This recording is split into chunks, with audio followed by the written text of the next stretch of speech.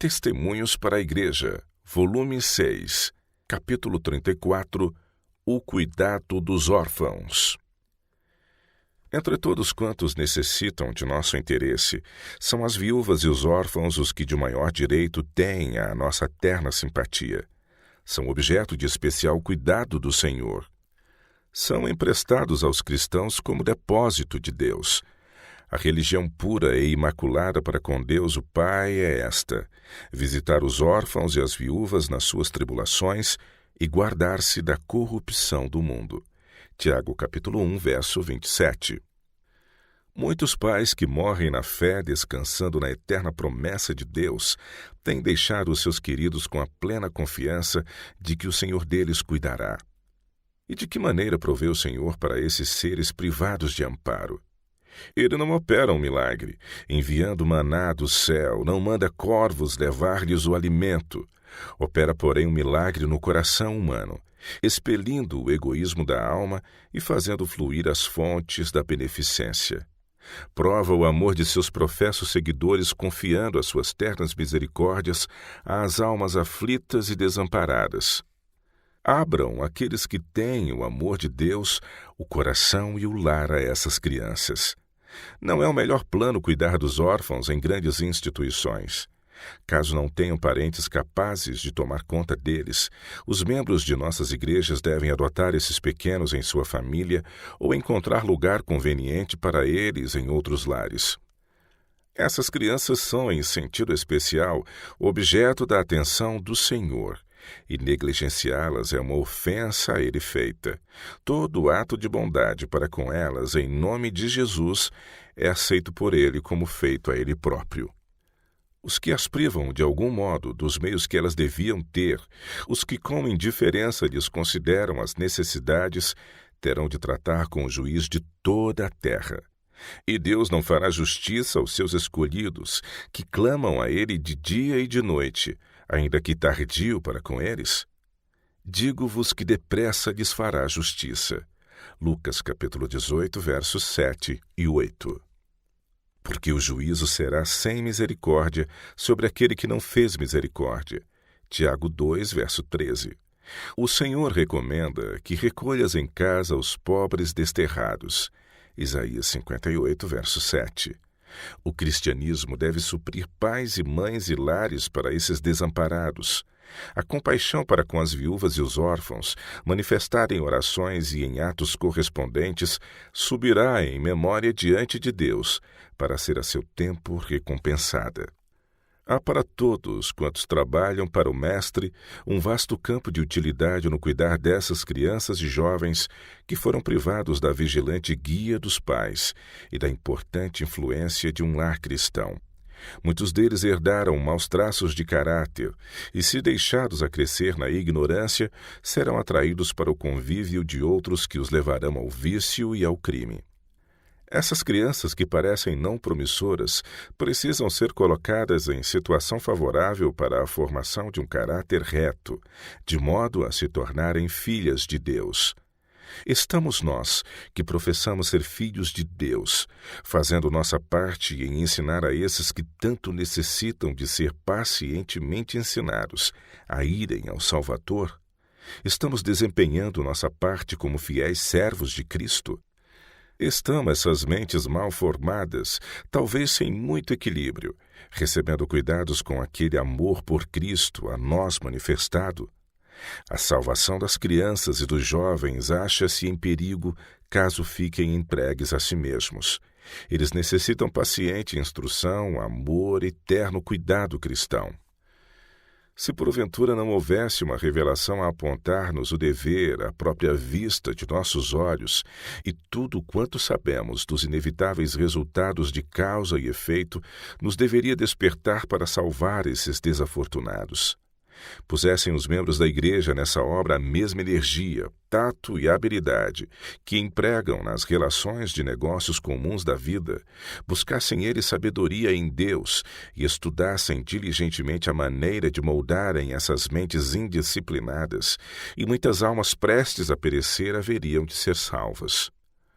Se os pais sentissem pela salvação dos próprios filhos a solicitude que deveriam se os levassem em oração ao trono da graça e vivessem as próprias orações, sabendo que Deus cooperaria com eles, seriam bem-sucedidos obreiros pelas crianças fora da própria família, e especialmente pelos que não têm conselhos e guia paternos. O Senhor chama todo membro da igreja a cumprir seu dever para com esses órfãos. Obra semelhante à de Cristo. Ao cuidar das crianças, não devemos fazer apenas sob o ponto de vista do dever, mas do amor, pois Cristo morreu para a sua salvação. Cristo comprou essas vidas necessitadas de nosso cuidado e espera que as amemos assim como Ele nos amou em nossos pecados e descaminhos. O amor é o meio pelo qual Deus opera para atrair a si o coração, pois Deus é amor. Em todo o empreendimento de graça, é unicamente esse princípio que pode comunicar eficiência. O finito deve unir-se ao infinito. Essa obra, por outros, exige esforço, abnegação e sacrifício. Mas que é esse pequeno sacrifício que possamos fazer em comparação com aquele feito por Deus em nosso benefício ao dar seu Filho unigênito? Deus nos comunica suas bênçãos, a fim de que as possamos transmitir a outros. Quando lhe pedimos o pão de cada dia, ele olha ao nosso coração a ver se o repartiremos com os mais necessitados que nós. Quando oramos, ó Deus, tem misericórdia de mim, pecador, Lucas 18:13, observa para ver se manifestaremos compaixão àqueles com quem nos associamos. Esta é a prova de nossa ligação com Deus, que sejamos misericordiosos assim como nosso Pai no céu. Deus está sempre dando, e a quem são concedidos os seus dons? Aos que são impecáveis no caráter? Faz que o seu sol se levante sobre os maus e bons, e a chuva desça sobre justos e injustos. Mateus 5:45.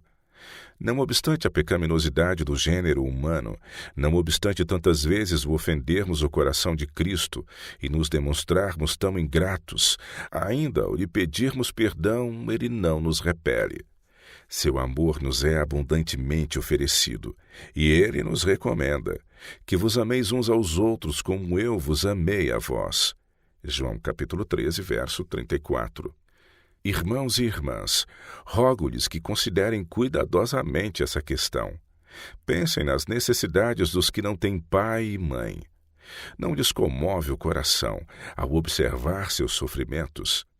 Vejam se não é possível fazer alguma coisa por esses desamparados. Tanto quanto esteja em seu poder, tentem arranjar um lar para os destituídos de lar. Esteja cada um pronto a fazer uma parte para promover essa obra. Disse o Senhor a Pedro: apacenta os meus cordeiros. João capítulo 21, verso 15. Essa ordem é dada a nós, e abrindo nosso lar aos órfãos, cooperaremos em seu cumprimento. Não permitamos que Jesus fique decepcionado convosco. Tomemos essas crianças e as apresentemos a Deus como uma fragrância. Peçamos sobre elas suas bênçãos, e então tratemos de moldá-las e educá-las segundo a ordem de Cristo. Aceitará nosso povo esse santo legado? Em virtude de nossa piedade superficial e da ambição mundana que nutrimos, serão deixados a sofrer aqueles por quem Cristo morreu, a enveredarem por errados caminhos? A palavra de Deus é farta de instruções quanto à maneira por que devemos tratar as viúvas, os órfãos e os pobres necessitados e sofredores. Se todos obedecessem a essas instruções, o coração da viúva cantaria de alegria, criancinhas famintas seriam alimentadas, vestidos os desamparados e reavivados os que já estavam a ponto de perecer. Os seres celestiais estão contemplando e, quando possuídos de zelo pela honra de Cristo, nos colocamos na direção da providência de Deus.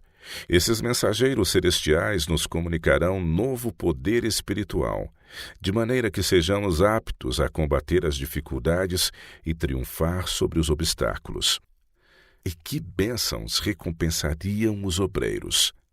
Para muitos que agora são indolentes, egoístas e concentrados em si mesmos, seria como uma ressurreição. Haveria entre nós um reavivamento da caridade celestial, de sabedoria e zelo.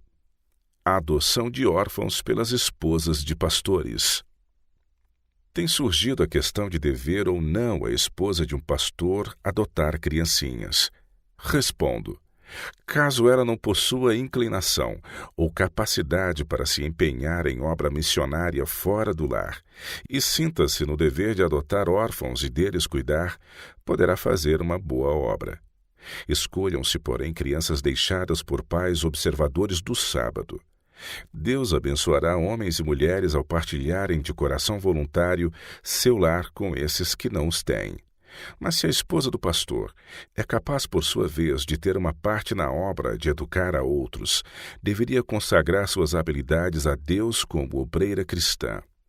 Deve ser uma verdadeira ajudadora para seu marido, auxiliando-o em seu trabalho, desenvolvendo o próprio intelecto e ajudando a dar a mensagem.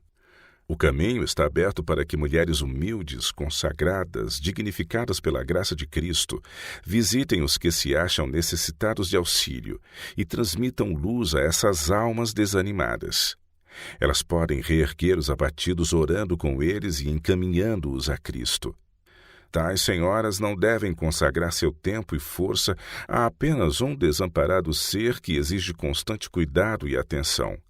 Elas não deviam atar assim voluntariamente as próprias mãos. Lares de órfãos. Quando se fizer tudo quanto pode ser feito, a fim de providenciar para os órfãos em nossos próprios lares, haverá ainda no mundo muitos necessitados de cuidado.